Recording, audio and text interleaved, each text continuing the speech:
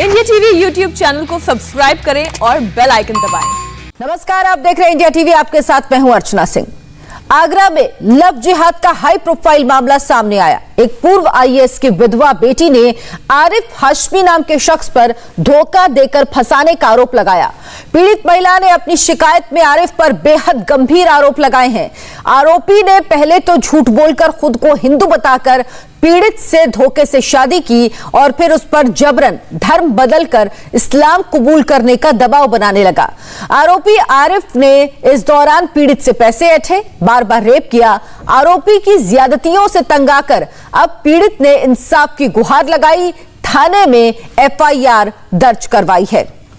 तो आगरा में लव जिहाद का एक हाई प्रोफाइल मामला सामने आया। एक पूर्व आईएएस की विधवा बेटी ने आरिफ हाशमी नाम के शख्स पर धोखा देकर फंसाने का आरोप लगाया है। महिला का कहना है जो उसने आरोप लगाए हैं, हालांकि वो बेहद गंभीर है, कि झूठ बोलकर खुद को हिंदू बताकर पीड़ित ने इससे धोखे से शादी की।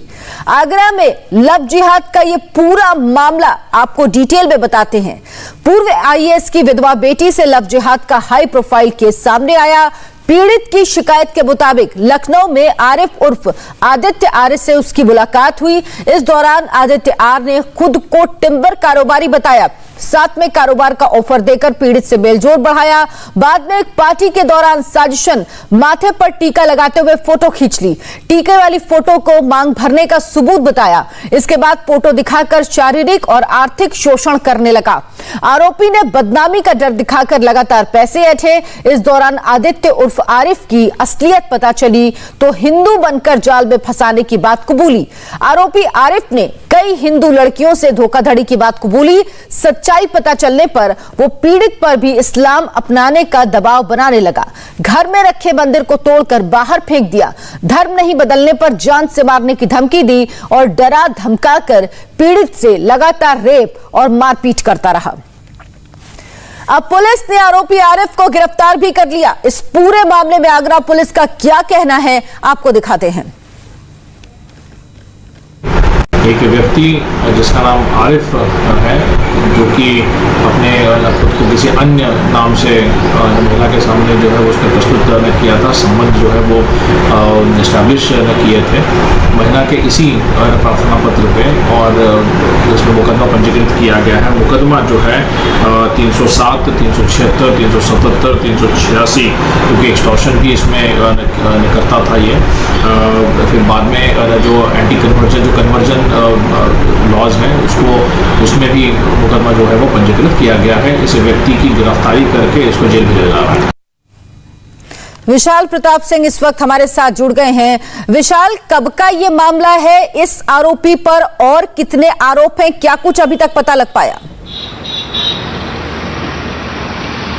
देखिए अर्चना, आगरा पुलिस इस पूरे मामले में इन्वेस्टिगेशन कर रही है और लव जिहाद का जो मामला सामने आया है उसके आने के बाद निश्चित तौर पर जो आगरा पुलिस का इन्वेस्टिगेशन है वो आगरा से लेकर के लखनऊ तक जारी है, क्योंकि लखनऊ में ही कारोबारी से पहली मुलाकात हुई थी जिसने कि अपना नाम आदित्य बताया था, लेकिन वो असल में आरिफ हाशमी था।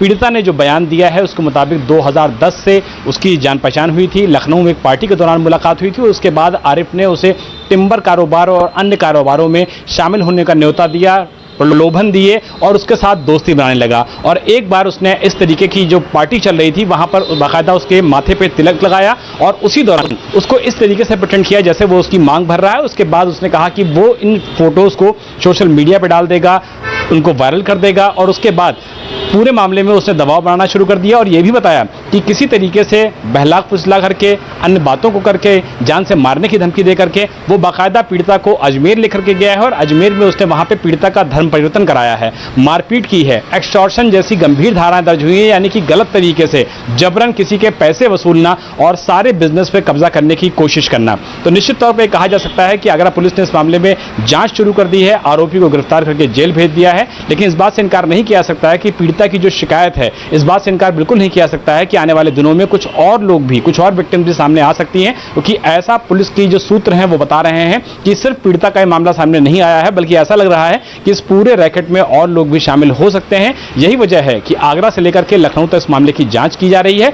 आरोपी को जेल जरूर भेज दिया गया है, लेकिन आगरा पुलिस जल्द ही लखनऊ पहुंचेगी और इस पूरे मामले में जानकारी हासिल करेगी कि आखिर आरिफ के किससे किससे रिश्ते हैं, किस तरीके से वो धौंस जमाते आता था। और जो हमारे यानी पास पुलिस अब जानकारी है ये उसके मुताबिक तलाशने की कोशिश करेगी कि आरिफ के तार और कहां और किससे किससे जुड़े हुए हैं, और क्या आरिफ अकेले ही इसमें शामिल है या एक कोई ग्रुप काम कर रहा है। बहुत बहुत धन्यवाद आपका इस तमाम जानकारी के लिए विशाल। नमस्ते, मैं हूं मीनाक्षी जोशी। वीडियो और खबरों से अपडेट रहने के लिए India TV YouTube channel subscribe करें, बेल आइकन दबाना ना भूलें। जुड़े रहें इंडिया टीवी के साथ।